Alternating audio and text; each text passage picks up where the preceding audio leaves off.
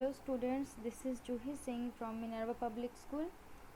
आज हम लोग साइंस का क्लास 7 का जो चैप्टर हम लोगों ने स्टार्ट किया था न्यूट्रिशन इन प्लांट्स, उसको कंटिन्यू करेंगे। तो न्यूट्रिशन इन प्लांट्स में हम लोगों ने फोटोसिंथेसिस के बारे में पढ़ा था कि ग्रीन प्लांट्स में फोटोसिंथेसिस होते हैं। ऐसे प्लांट्स जिनमें ग्रीन लीव्स होते हैं उसमें फोटोसिंथेसिस का प्रोसेस होता है, क्योंकि ग्रीन लीव्स में क्लोरोफिल होता है। अब आगे नेक्स्ट टॉपिक हम लोग पढ़ते हैं, लीव्स ऑफ वेरियस कलर्स। ऐसे लीव्स जो कि अलग अलग कलर्स के हैं, ऐसी पत्तियां जो कि अलग अलग कलर्स की है, क्या उनमें फोटोसिंथेसिस होता है या नहीं होता है, उसके बारे में पढ़ना है। तो स्टार्ट करते हैं। Most of the leaves have green colours but some leaves have red, brown, violet coloured leaves.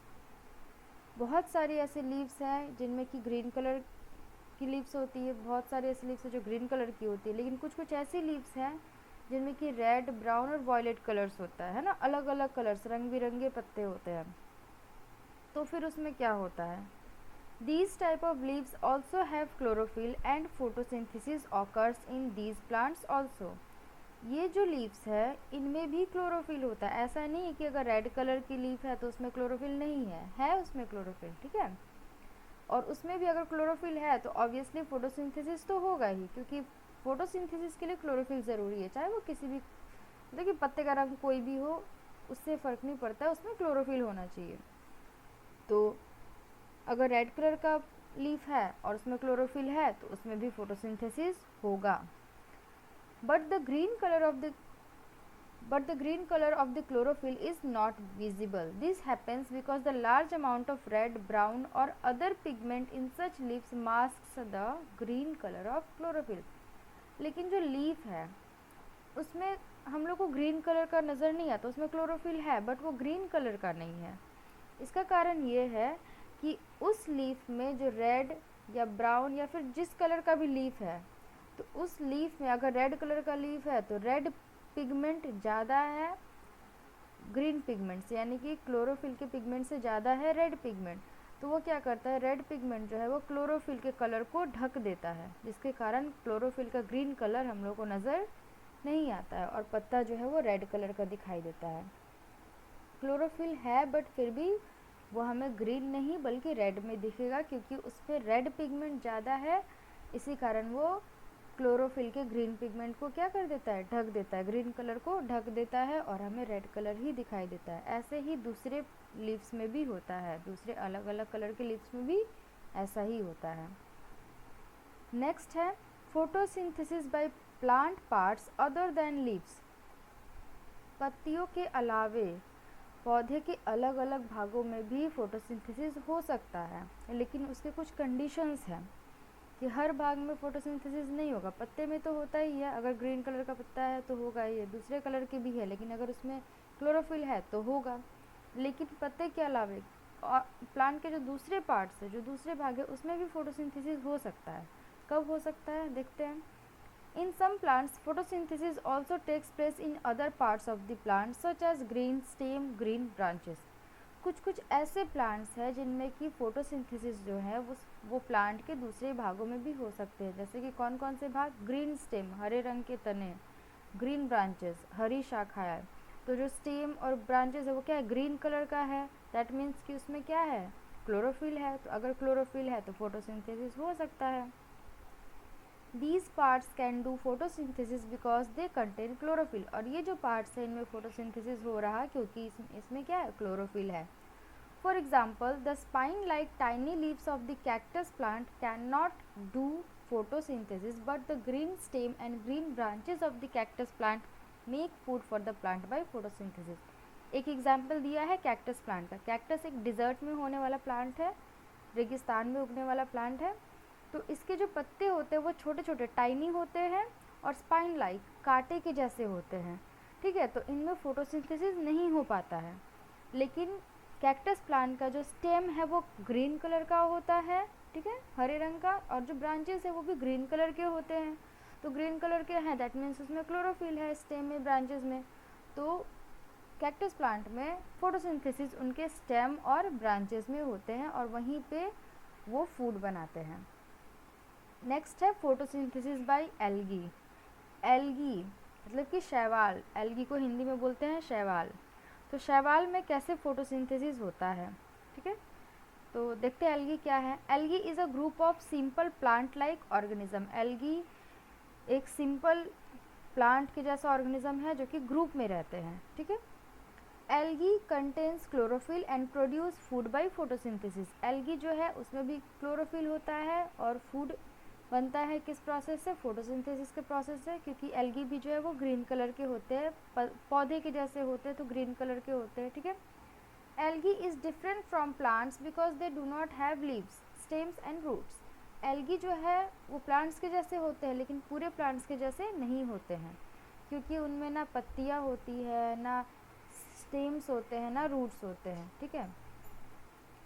Algae grows on the surface of pond, lake and even in the stagnant part of the river. Algae जो है वो कहाँ कहाँ हमें देखने को मिलेगा, वो तालाब के सरफेस पे, तालाब के सतह पे, लेक के सतह पे, और कभी कभी तो स्टैग्नेंट रिवर मतलब कि नदी का पानी अगर कहीं पे जमा हो गया है, स्टैग्नेंट मीन्स जमा होना, रुकना।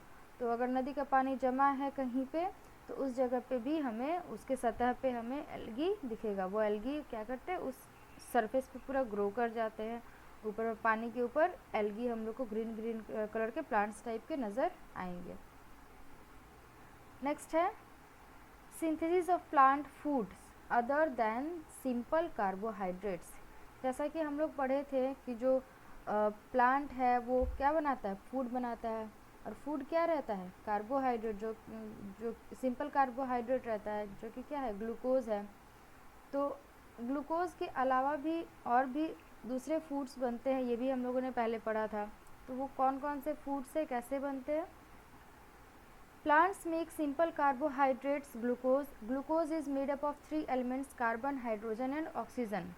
प्लांट्स जो है वो सिंपल कार्बोहाइड्रेट बनाते हैं जो कि ग्लूकोज है। ग्लूकोज किससे किससे बना है, कार्बन, हाइड्रोजन एंड ऑक्सीजन से।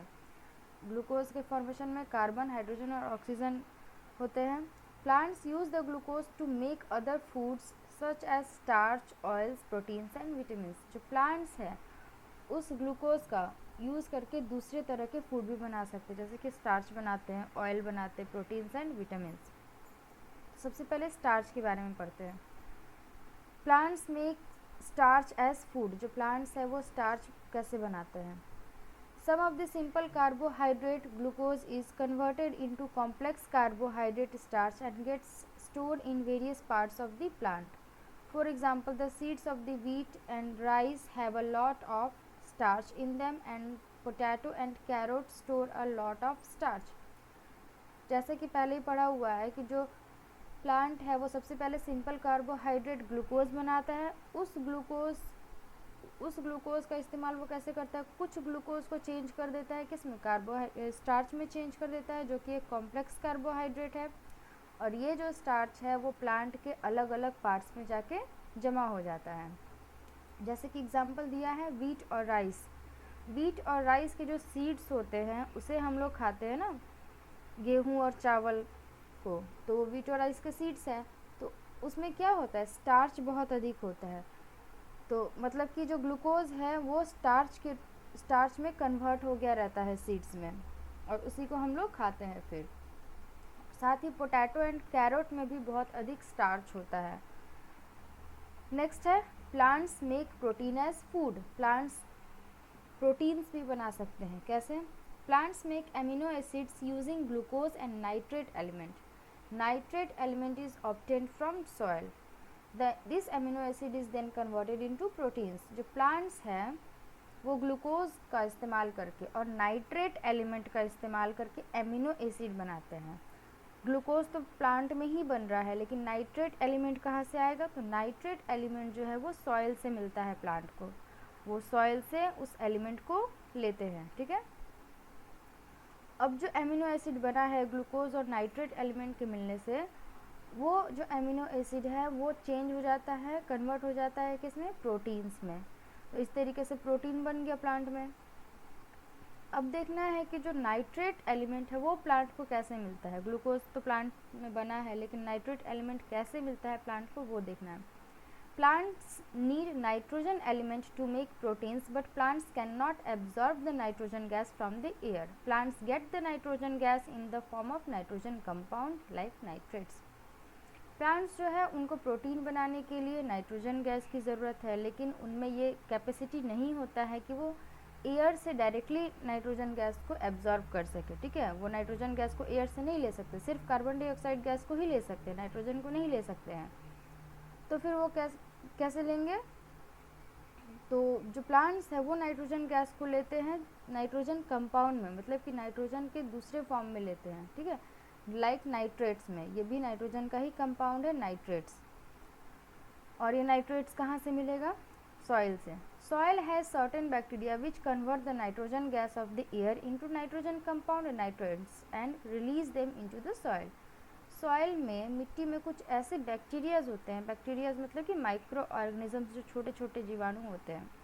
वो जो बैक्टीरियाज है वो क्या करते हैं कि एयर से नाइट्रोजन गैस को लेते हैं और उसको चेंज कर देते हैं नाइट्रेट्स में, जो कि एक नाइट्रोजन कंपाउंड है।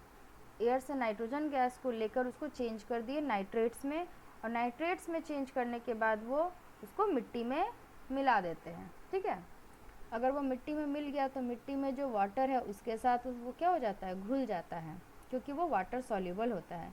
These compounds are water soluble so they get absorbed by the plants along with water. ये जो नाइट्रेट्स हैं ये वाटर सॉल्युबल होते हैं। वाटर सॉल्युबल मतलब जल में घुलने वाले। तो ये मिट्टी में मौजूद जो वाटर है उसमें ये आसानी से घुल जाते हैं, और जब प्लांट के रूट्स वाटर को एब्जॉर्ब करते हैं, पानी को लेते हैं, उस समय पानी के में घुले हुए जो नाइट्रेट्स है वो भी पानी के साथ साथ पौधे के पार्ट में पहुंच जाते हैं, और फिर वहाँ पे नाइट्रेट एलिमेंट जो है वो ग्लूकोज के साथ मिलकर फिर प्रोटीन बना देता है।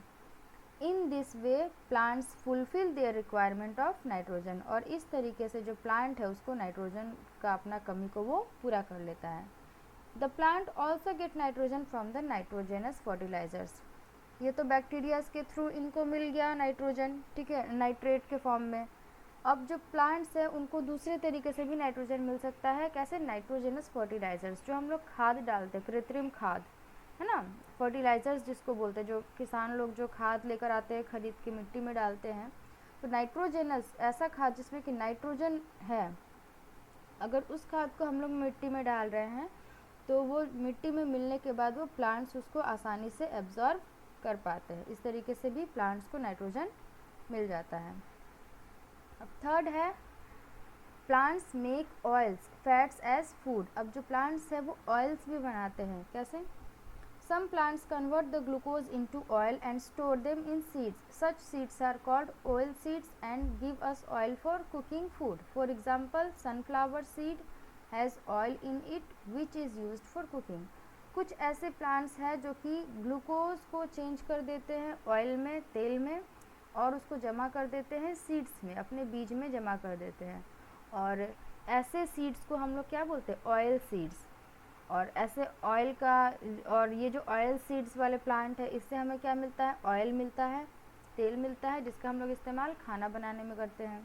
जैसे कि एग्जांपल है सनफ्लावर सीड। सनफ्लावर, सूरजमुखी का जो सीड होता है उससे क्या होता है कि ऑयल बनता है, जो कि खाना बनाने के काम आता है। ठीक है, नेक्स्ट है plants make vitamin as food. Plants जो है वो विटामिन भी प्रिपेयर करते हैं। Vitamins are highly complex food which are important part of our food. Vitamins are made by plants. Animals usually cannot make vitamins. Vitamins are contained in fruits, vegetables and cereals. Vitamins जो है वो highly complex food है, मतलब कि बहुत ही ज़्यादा complex food है, ज़्यादा उसका जो फॉर्मेशन है उसमें बहुत सारी चीज़ें होती है जो कि हमारे बॉडी के लिए बहुत ज़रूरी है, इम्पॉर्टेंट पार्ट है हमारे फूड का। ठीक है, तो विटामिन्स कौन बनाते हैं? प्लांट्स बनाते हैं। एनिमल्स जो है वो विटामिन्स को नहीं बना सकते हैं, प्लांट्स विटामिन्स को बनाते हैं। तो ये विटामिन्स कहाँ कहाँ रहेंगे? ऑब्वियसली प्लांट के पार्ट से ही हमें मिलेंगे, है ना, जैसे कि फ्रूट्स में, वेजिटेबल्स में, सेरेल्स में, सेरेल्स मीन्स अनाज, इन सारी चीज़ों में विटामिन्स अच्छे खासी मात्रा में रहता है, जिसको खाने से हमारे बॉडी में विटामिन की कमी पूरी होती है। नेक्स्ट है इम्पॉर्टेंस ऑफ फोटोसिंथेसिस। फोटोसिंथेसिस का इम्पॉर्टेंस क्या है? इतना तो हम लोगों ने पढ़ा फोटोसिंथेसिस के बारे में, इसका इम्पॉर्टेंस क्या है? Photosynthesis is necessary for the existence of life in the earth. Photosynthesis क्यों ज़रूरी है? अर्थ पे अगर जीवन चाहिए, लाइफ चाहिए, तो फोटोसिंथेसिस भी होना ज़रूरी है। इसका कारण क्या है? This is due to following reasons. इसके रीजंस दिए हुए क्यों फोटोसिंथेसिस, लाइफ के लिए फोटोसिंथेसिस ज़रूरी है। इसके रीजंस है, first one, photosynthesis by plants provide food to animals including human being. Photosynthesis के कारण ही जो प्लांट्स है उनमें फूड बनता है, और वो फूड कौन खाते हैं? एनिमल्स खाते हैं, साथ में ह्यूमन बींग्स भी खाते हैं। अगर प्लांट्स फोटोसिंथेसिस नहीं करेंगे तो एनिमल्स को फूड नहीं मिलेगा, ह्यूमन बींग्स को फूड नहीं मिलेगा, तो एक टाइम पे सारे एनिमल्स ख़त्म हो जाएंगे, फिर सारे ह्यूमन बींग्स ख़त्म हो जाएंगे, तो जो लाइफ है अर्थ पे वो पूरी तरह से ख़त्म हो जाएगा। नेक्स्ट है photosynthesis puts oxygen gas into the air. Photosynthesis के प्रोसेस के बाद ऑक्सीजन गैस रिलीज होता है एयर में, जिसके कारण जो गैस है, गैस का जो बैलेंस है एयर में वो बना रहता है। ऑक्सीजन गैस फोटोसिंथेसिस से निकलता है बाहर, और फोटोसिंथेसिस के लिए कार्बन डाइऑक्साइड की ज़रूरत होती है, तो प्लांट क्या करता है? एयर से कार्बन डाइऑक्साइड गैस को लेता है और ऑक्सीजन गैस को एयर में देता है। इस तरीके से दोनों गैसेस का बैलेंस बना हुआ रहता है एयर में। अब इसके बाद का टॉपिक हम लोग नेक्स्ट वीडियो में कंटिन्यू करेंगे, तब तक इसको अच्छे से समझ लेना है, और इससे रिलेटेड क्वेश्चंस अगर बुक में है तो उसको सॉल्व करते जाओ।